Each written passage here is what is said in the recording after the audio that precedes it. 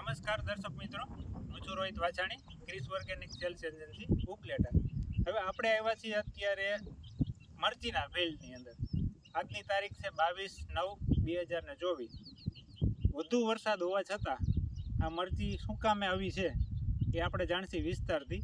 કઈ વેરાયટી છે, શું ટ્રીટમેન્ટ કરી છે, જેથી કરીને આવી સરસ મજાની અત્યારે આવા વાતાવરણની અંદર આટલા વરસાદ હોવા છતાં પણ અડીખમ ઊભી છે. કયું ગામ છે બધું આપણે વિસ્તારથી જાણશી.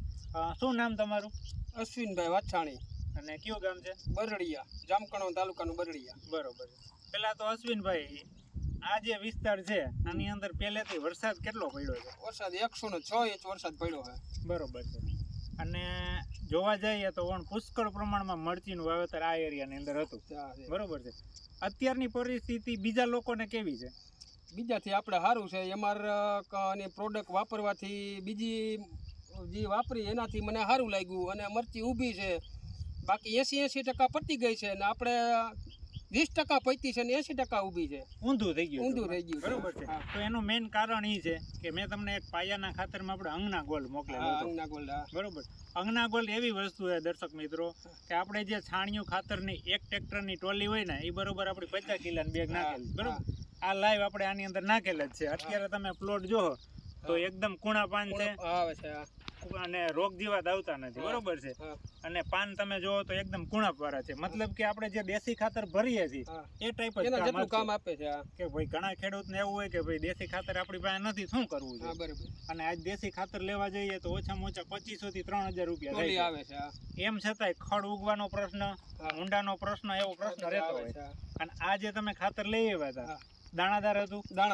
ઓટોમેટિક વણીમાં હાલી ગયું. બરોબર. કેટલી બેગ લઈ આવ્યા હતા? હું એક બેગ ડ્રાય માટે જ લઈ આવ્યો હતો. બરોબર છે. એક જ બેગ ડ્રાય માટે લઈ આવ્યો હતો. અને રિઝલ્ટ બાબતથી તો તમે અહીં જોઈ શકો છો. હા, રિઝલ્ટ છે. બીજી વસ્તુ તમે જે આપણે ઓલ ક્લિયર જે રોગ જીવાત માટેનો, તો બધા મોલમાં વાપરું છું. મગફળી હોય કે કપાસ હોય કે મરચી હોય. બરોબર. ઓલ કિલર અને લીમડાનું તેલ એ બધી દવા ભેગી નાખું છું. ગમે દવા હાલતી હોય એના ભેગું નાખું છું. નીચેથી આપણે બ્લેક પાવર છે, વામ છે, જેટલી દવા એમઆરની છે એ બધી હું ટપકમાં આપું છું. બરોબર છે. એટલે ઘણા ખેડૂત મિત્રોને એવું મરચી વાવતા કે ભાઈ ઓર્ગેનિક ની અંદર મરચી ના થાય. ના, હું તો બીજું વર્ષ છે, 2 વર્ષથી ઓર્ગેનિક વાપરું છું. ગઈ સાલ કરી તેમાં 4 આયરું નહોતી વાપરી, એમાંથી મને ફરક દેખાણો. આ સાલથી હું બધામાં વાપરું છું. બરોબર છે. એટલે ઘણા લોકો એવું કહેતા કે ભાઈ મરચીની અંદર ઓર્ગેનિક પ્રોડક્ટના રિઝલ્ટ ના મળે. અને ગયા વખતે પણ આપણે આગળના ખેતરને તમારો વિડીયો ઉતારેલો. કેટલા મણનું ઉત્પાદન આવ્યું? મારે 41 મણ વીઘામાં થયું હતું. બરોબર. રાપલી નાખવાની પરિસ્થિતિમાં જે મરચી હતી એ ઊભી થઈ અને 41 મણના હુકા મરચા થયા હતા. બરોબર. અને એ પણ આપણે અધવચરથી આવ્યા હતા. બરોબર છે.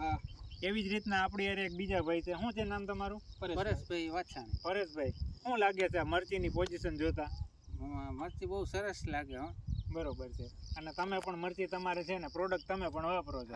બરોબર ને? અટાણની જે કન્ડિશન છે એ પ્રમાણમાં સારામાં સારી રિકવરી કહેવાય. હા, સારામાં સારી. બરોબર. એક બીજા ભાઈ છે બાજુના ખેતરવાળા છે. શું નામ તમારું? હું કાંતિભાઈ વાછાણી. શું લાગે છે કાંતિભાઈ મરચી જોતા અત્યારે? મરચી તો આ તો સારી છે, પણ મારે મરચી હતી ને એમાં આવી ટ્રીટમેન્ટ નહોતી કરી એટલે મારે તો પૂરી ઉપાડી નાખવી પડી. બરોબર. મતલબ કે એમાં પછી તુવેર વાવી દીધી. બરોબર. આને અમારા ભાઈ અશ્વિનભાઈ છે ને એને આ તમારી જે બધી સારવાર કરી હતી ને એમાંથી મરચીમાં એને ઊભી રહી ગઈ. એટલે ટૂંકમાં એને લાભ થયો. આ ઓર્ગેનિક તમારું છે ને એમાંની ઓર્ગેનિકમાંથી એને પૂરો લાભ મળ્યો. બરોબર. આવતા વર્ષે અમે હવે તમારું આ છે ને જે કંઈ તમે માર્ગદર્શન આપો ને બરોબર એ પ્રમાણે અમે બધું કરશું. મતલબ કે આજે આપણે આ પ્લોટ એવો છે કે ભાઈ એની અંદરથી જોઈને કંઈક શીખવાનું છે કે ભાઈ બીજા બધાને મરચી વહી ગઈ છે તો આ નથી ગઈ, તેનું કારણ શું છે? થોડીક એમાં પ્રોડક્ટનો લાભ તો થયો જ છે કે મારે પોતાને ઉપાડી નાખવી પડી ને આને મારો જ ભાઈ છે અશ્વિનભાઈ એને ઊભી રહી ગઈ છે. એનું કારણ કઈ થોડું ડિફરન્સ હશે તો મતલબ કે આજ તમે મરચી કાઢીને તુવેર વાવી છે, આ પ્લોટ અહીંયા એમને જ છે હજી. એટલે કઈક થોડોક એમાં ફાયદો થયો હોય તો જ ઉભો રહી. ના, 100%. જેમ અશ્વિનભાઈ કહે છે કે ભાઈ ઓર્ગેનિક પ્રોડક્ટ તમારે વાપરવી પહેલેથી વાપરજો.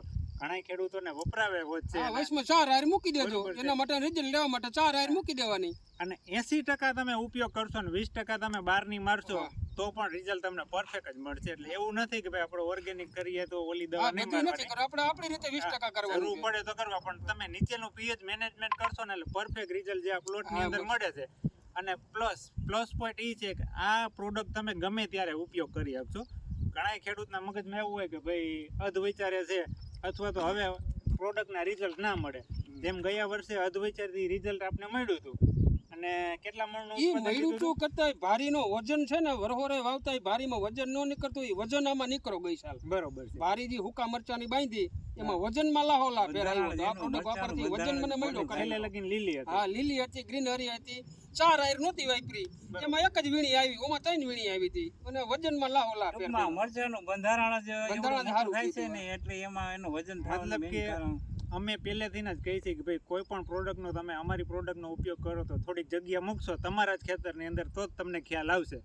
બરોબર ને અશ્વિનભાઈ? બરોબર છે, જેથી કરીને બરોબર આપણે છે. આગળના આગળ હા એવું નથી કે આપણે છેતરીને લઈ લેવાનું છે, પણ જગ્યા નજરની અમે મૂકવાની. એના જ ખેતરની અંદર એ પ્રોડક્ટના રિઝલ્ટ લે તો જ એને ખ્યાલ આવશે. અને બીજું ઘણા ખેડૂત એવું કહેતા કે ભાઈ ઓર્ગેનિક પ્રોડક્ટ છે મોંઘી પડે, શું કહેવાય? ના ના મોંઘી નથી અન્ય દવાથી બધેથી પેસ્ટિસાઇડ થી આ સસ્તી પડે બરોબર છે. અને રિઝલ્ટ આવે છે કેટલા તો દિવસે વાપરવામાં શું વાંધો કેટલા દિવસે સ્પ્રે કરો છો? હું 7 દિવસે 6 દિવસે 7 દિવસે અત્યારે કરું છું પછી રેગ્યુલર થાય હજી રેગ્યુલર આ નથી કરી પછી રેગ્યુલર થાય તો એમ સાત છતાં દિવસે, તારની કન્ડિશન સારામાં હા સારી છે. એમાં થ્રીપ કથીરી કાંઈ નથી અત્યારે થ્રીપ કથીરીનો છોડવો નથી ઈ તો જોઈતા જ નીમ ખ્યાલ ઓઇલ આવી જાય છે. હા ઈ નથી બહુ બરોબર છે ને. નીમ ઓઇલનો ઉપયોગ કરવાથી ઘણો બધો ફાયદો થાય. આગળ જતા વાયરસનો પ્રોબ્લેમ ઓછો આવશે, બીજી જીવાતે ઓછી આવશે.